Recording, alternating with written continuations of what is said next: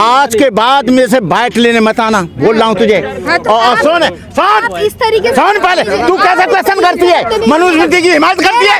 अरे मनुस्मृति की हिमायत करती है? अरे तो मनुस्मृति को मानना, कौन तुझसे मना कर रहा है? तेरा काम कुछ नहीं है, तो मानना। अरे तुझसे कौन मना कर रहा है? अरे रुक जा यार, तुझसे कौन मना कर रहा है कि मनुस्मृति को मत मान बेटा? तो मानना, अरे मानना, अरे मानना, मानना, मानना, मान तो सही। मानती क्यों नहीं है? काय को बाल में ठेक के आई है? अरे मानना, कौन मना कर रहा है? आपको प्रॉब्लम है, आपको प्रॉब्लम है। तुझे जवाब देने नहीं आए? अरे तुझे तो बुलाया भी नहीं है, जबरदस्ती आ गई। तुझे नहीं बुलाया, मैंने इन 3 लोगों को बुलाया था। अरे सुन, अरे कहाँ है बताइए? तू जो आज माइक लेके खड़ी है, यदि बाबा साहब अम्बेडकर नहीं होते, कहीं नाली साफ कर रही होती, कहीं जूते साफ कर रही होती, कहीं गुलाम होती, बकवास कर रही है। मनुस्मृति न होती, मनुस्मृति, अरे मनुस्मृति का समर्थन कर रही है तू? अच्छा मानती है तो उसका पालन कर, लेकिन तू जो है क्यों MA BA करने स्कूल में चली गई? मनुस्मृति तो मना करती है। तू क्यों ये पैंट बुशर्ट अच्छे कपड़े पहन के आ गई? क्यों नहीं लहंगा पहन के आई? क्यों नहीं घूमट मार के आई? क्यों नहीं कान में बड़े बड़े झुमका पे? अरे पैर, ये तेरा निजी है। मनुस्मृति के आधार पर वो होता था पहले। अब बाबा साहब अम्बेडकर तुझे स्वतंत्र कर गए, अब तू बड़बड़ कर रही है मेरे सामने। कल परसों पैदा हुई है, एक बुढ़े आदमी से बात कर रही है। आप बदतमीजी कर रहे हैं, आपको ऐसा नहीं लग रहा कि आप बदतमीजी कर रहे हैं? अरे बदतमीजी तो तू कर रही है। आपको ऐसा नहीं लग? अरे तू बदतमीजी कर रही है, तू हमेशा बदतमीजी करके बकवास कर रही है। सिर्फ महिलाएं अभी भी मनुस्मृति को पढ़ रही हैं, मनुस्मृति को ढो रही हैं बहुत सी महिलाएं। क्या कहोगे उनके लिए? मनुस्मृति में केवल ब्राह्मण की महिला ही नहीं, क्षत्रिय की महिला ही नहीं, वैश्य की महिलाएं नहीं, शूद्र महिलाएं नहीं, सारी महिलाओं के लिए उसमें प्रतिबंध लगाया है। सारी महिलाओं को शूद्र बताया है। सारी महिलाओं के लिए कहा गया है स्त्री शूद्रो नाद्यताम समणे तबजत पर पूराम धारणा शरीर भेदो चाड़े जाचित। ये मेरा क्वेश्चन नहीं है, ये मनुस्मृति का स्त्री और शूद्र के लिए विद्या वर्जित है। कुछ महिलाओं ने हिंदू कोड बिल का भी विरोध किया था देश में, बाबा साहब के। हिंदू कोड बिल का विरोध किया था, बाबा साहब के पुतले जलाए थे, बाबा साहब के झंडे, जो बाबा साहब का आइडियोलॉजी थी उसको जलाया था। बाबा साहब का विरोध करने से कोई फर्क नहीं पड़ेगा। बाबा साहब की मूर्ति लंदन में लग रही है, फ्रांस में लग रही है, पूरे जहाँ पड़े थे वहाँ पर लग रही है।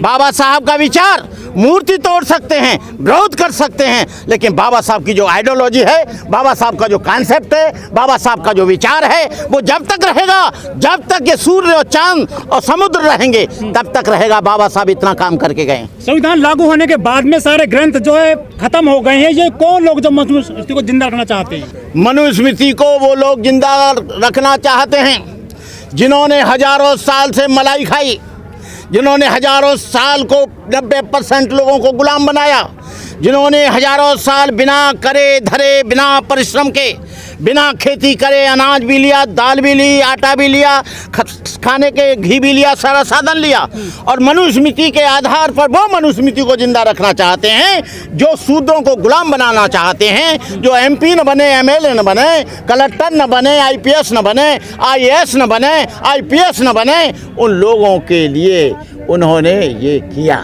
वो लोग इसको चाहते नहीं हैं।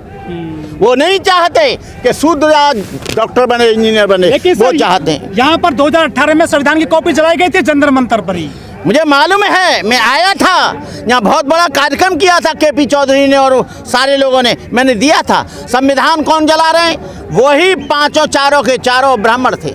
उसमें एक भी बैकवर्ड का आदमी नहीं था, उसमें एक भी मुसलमान नहीं था, एक भी ईसाई नहीं था, एक भी सिख नहीं था, एक भी पारसी नहीं था, एक भी दलित नहीं था, एक भी आदिवासी नहीं था। वो लोग थे जो आज जिनकी कुर्सी हिल रही है सामाजिक दृष्टि से। आज उनको तकलीफ मनुस्मृति से नहीं है, आज उनको तकलीफ इस बात से नहीं है, तकलीफ है उन्हें कि आज चमार डॉक्टर बन गया, आज यादव IAS बन गया, आज धोबी खटीक जो है वो बड़े बड़े पदों पर पहुंच गए, आज वो जो है MP बन गए, राष्ट्रपति बन रहे हैं। ये उन लोगों को ये तकलीफ है। उनको तकलीफ इस बात की नहीं है, उन्हें सबसे बड़ा डर ये है कि ये यदि सत्ता में आ गए, हुकूमत में आ गए, तो 5 5000 वर्ष तक हमने जो गुलाम बनाया है ये भी कुछ कर सकते हैं, लेकिन हम लोग बदले की भावना से कोई काम नहीं करेंगे। हम जो काम करेंगे इस देश को लोकतंत्र बचाने के लिए करेंगे, जमहूरियत को बचाने के लिए करेंगे। हम हिंदू राष्ट्र बनाने की कभी कल्पना नहीं करेंगे, हम संविधान को बदलने की कभी बात नहीं करेंगे। वही संविधान सफिशिएंट है जो बाबा साहब डॉक्टर अम्बेडकर ने बनाया। आज इस देश में उस संविधान की वजह से यहाँ पर सिख आराम से रहता है, आज यहाँ पर ईसाई आराम से रहता है, बौद्ध आसान से रहता है, बौद्ध जो है, और यहाँ का दलित और आदिवासी। यदि बाबा साहब अम्बेडकर कम्युनल और जातिगत आधार पर संविधान बनाते और एक धर्म की बात करते तो आज यहाँ पर ईसाई अपने चर्च में प्रार्थना नहीं कर सकता था। यदि बाबा साहब अम्बेडकर इस हिंदू राष्ट्र की बात करते तो आज मुसलमान जो मस्जिद में अदा करता है कर नहीं सकता था। और ये यही चाहते हैं कि बौद्ध अपना प्रचार प्रसार न कर सके। ईसाई कानपुर में बौद्ध कथा में फायरिंग कर दी, 2 लोग गंभीर रूप से घायल हैं। मैं ज़्यादा तो नहीं कहता, आज जो हिंदू है वो बौद्ध बना रहा है। कहीं उसका जनगणना में नाम बौद्ध का नहीं है, कहीं भी उसका लिखित में नहीं है, कहीं भी उसका वो नहीं है, समझे, अखबार में रिकॉर्ड नहीं है, कहीं रिकॉर्ड नहीं है, ना उसने नोटिफिकेशन किया है, ना बुद्धिज्म को अडॉप्ट किया है। आज जो हिंदू लोग हैं वो बड़े बड़े मंचों से बौद्ध बना रहे हैं। अरे तुम स्वयं तो बौद्ध नहीं हो, उन और लोगों को कैसे बौद्ध बनाओगे? बौद्ध धर्म की एक प्रक्रिया है, पहले नोटिफिकेशन करना पड़ेगा, फिर उससे वहाँ जाके डीएम के यहाँ वहाँ से परमिशन लेनी पड़ेगी, अखबार में देना पड़ेगा, फिर आपको एक हल्फनामा देना पड़ेगा, तब बौद्ध बनेगा। बौद्ध का ऐसे है, नमो तस्स भगवतो अरहतो सम्मा सम्बुद्धस्स बुद्धं शरणं गच्छामि धम्मं शरणं गच्छामि संघ, ये बौद्ध थोड़े बनेंगे। इसीलिए यहाँ करोड़ों लोग हर साल, कोई कहता है 2 लाख बौद्ध हमने बना दिए, 50 लाख हमने बना दिए, 1 करोड़ हमने बना दिए, लेकिन उनकी संख्या आज के समय में 8.4% 84 लाख है। कहते हैं 5 करोड़ को दीक्षा हो गई कि डॉक्टर बाबा साहेब अम्बेडकर की मूर्ति प्रतिमा सब लगाएंगे, लेकिन उनकी विचारधारा किसी को स्वीकार नहीं है। जो उस विचारधारा पे चलेगा वो ही मारा जाएगा। आजकल एक तमाशा चल रहा है, बेसिकली आपको समझना पड़ेगा लड़ाई विचारधारा की है। जो लोग उस विचारधारा को स्वीकार करते हैं वो लोग चुने जाएंगे, जो लोग उस विचारधारा का समर्थन करते हैं वो संसद में रहेंगे, राज्यसभा में, लोकसभा में। जो उस विचारधारा के खिलाफ बोलेंगे वो सस्पेंड कर दिए जाएंगे, बाहर निकाल दिए जाएंगे। जो उस विचारधारा के समर्थक रहेंगे वो मंत्री रहेंगे, जो उस विचारधारा के खिलाफ रहेंगे वो मंत्रिमंडल से बाहर कर दिए जाएंगे। जो लोग उस विचारधारा का समर्थन करते हैं वो प्रोफेसर बनेंगे, जो इस विचारधारा का समर्थन नहीं करते वो प्रोफेसरशिप से बाहर निकाल दिए जाएंगे। चाहे वो डॉक्टर रितु सिंह हो, चाहे वो लक्ष्मण यादव हो, या इन जैसे बहुत सारे लोग निकाले, और जिनको नहीं निकाला तो उनके प्रमोशन लोग रखे, जैसे डॉक्टर रतन लाल। तो ये विचारधारा की लड़ाई है और इसको बड़ी गंभीरता से लेना पड़ेगा। ये नौटंकी क्यों हो रही है इंटरव्यू की? एक्चुअली जैसे जुडिशरी में कॉलेजियम सिस्टम है, पूरे देश के उच्च न्यायालय और सुप्रीम कोर्ट के अंदर जो जजेज बनते हैं 75% के आसपास जजेज कॉलेजियम से आते हैं, जो लगभग 300-400 परिवारों से बनते हैं। और जो यूनिवर्सिटीज का सिस्टम हो गया है उसके अंदर भी यकीन मानिए भविष्य में केवल 3-4 हज़ार परिवारों के बच्चे ही प्रोफेसर बनेंगे, बाकी लोग तो भूल ही जाएं। या जो उस विचारधारा के कट्टर हैं, चूँकि मैं देख रहा हूँ आजकल दिल्ली यूनिवर्सिटी में मैं घूमने जाता हूँ, तो वो जो प्रोफेसर है वो सुबह शाखा में जा रहे हैं, वहीं यूनिवर्सिटी में शाखा लगा रहे हैं, और वहीं पे वो पाठ भी पढ़ रहे हैं, भजन कीर्तन भी कर रहे हैं। मुझे समझ नहीं आता वो पढ़ाने आए या भजन कीर्तन करना है। भजन कीर्तन करिए, श्रद्धा मन की चीज़ है, उस अपने घर में करिए। यूनिवर्सिटी पढ़ाने का चीज़ है, विद्या का मंदिर है, उस विद्या के मंदिर को तो अपवित्र मत करो, उसको तो बर्बाद मत करो। तो ये आज एक अलग तरह की जंग छिड़ गई है देश के अंदर। डेमोक्रेसी पूरी तरह खतरे में है, देश का संविधान पूरी तरीके से खतरे में है। तो मुझे लगता है कि इस पर कोई लंबा चौड़ा भाषण नहीं, ये प्रेस कॉन्फ्रेंस है। मैं इसके माध्यम से एक ही बात कहूँगा कि हमें ये बात समझनी पड़ेगी कि इस विचारधारा जिसके कब्जे में पूरा देश चला गया है, जिसके कब्जे में सारी कॉन्स्टिट्यूशनल पावर्स चली गई हैं, जिसके कब्जे में पूरे देश के सत्ता संसाधन सब कुछ चले गए हैं, वो आज पूरे देश को बर्बाद कर रहे हैं, डेमोक्रेसी को बर्बाद कर रहे हैं। और देश का संविधान भी यकीन मानिए वो खतरे में है, और हो सकता है जल्द ही उसको ख़त्म करके मनुस्मृति का शासन आ जाए। तो इसके खिलाफ तो लड़ना पड़ेगा, और इस लड़ाई को केवल हम शहरों में बैठ के नहीं लड़ सकते, हमें गाँव तक पहुँचना पड़ेगा, लोगों को जागरूक करना पड़ेगा। क्योंकि एक समय था, मैं खुद दिल्ली की यूनिवर्सिटी के रामदास कॉलेज से पढ़ा हूँ, उसके बाद कैंपस लॉ सेंटर से पढ़ा हूँ, कैंपस लॉ सेंटर में LLM का प्रेसिडेंट भी रहा हूँ स्टूडेंट यूनियन का।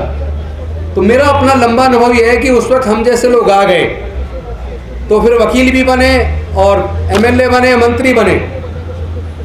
उस वक्त पढ़ के उस माहौल से प्रोफेसर रतन लाल आए, प्रोफेसर लक्ष्मण यादव आए, रितु सिंह आई, सुधांशु आए और दूसरे साथी आए।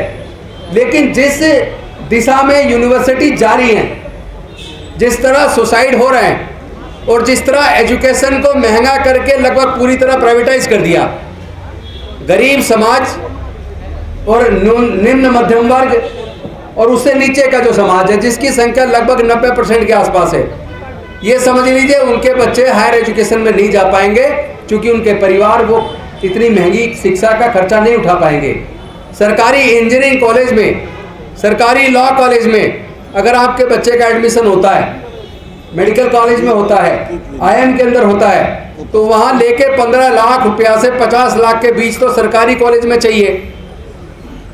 तो आप समझिए कि देश के 90% लोग, और अगर मैं SC ST की बात करूं तो उसमें 99% लोग ऐसे हैं जो अपने बच्चों की हायर एजुकेशन का खर्चा उठा ही नहीं सकते, यानी उनके बच्चे तो कॉलेज में जा ही नहीं पाएंगे, पहले ही ड्रॉप आउट हो जाएंगे। तो पूरे देश का बेड़ा गर्क हो रहा। हम लोग उस परिस्थिति में भी आ गए, लेकिन जिस तरह आज एजुकेशन को प्राइवेटाइज कर दिया है, सब कुछ बेच दिया है और एक विचारधारा जिस तरह हावी हो गई है, उस हिसाब से आने वाले समय में हमारे जो बच्चे, गरीब परिवारों के बच्चे और निम्न वर्ग के परिवार के बच्चे, जो जिनकी आय लाख रुपए से कम है, मुझे लगता है उनके बच्चे तो आने वाले समय में हायर एजुकेशन का खर्चा नहीं उठा पाएंगे।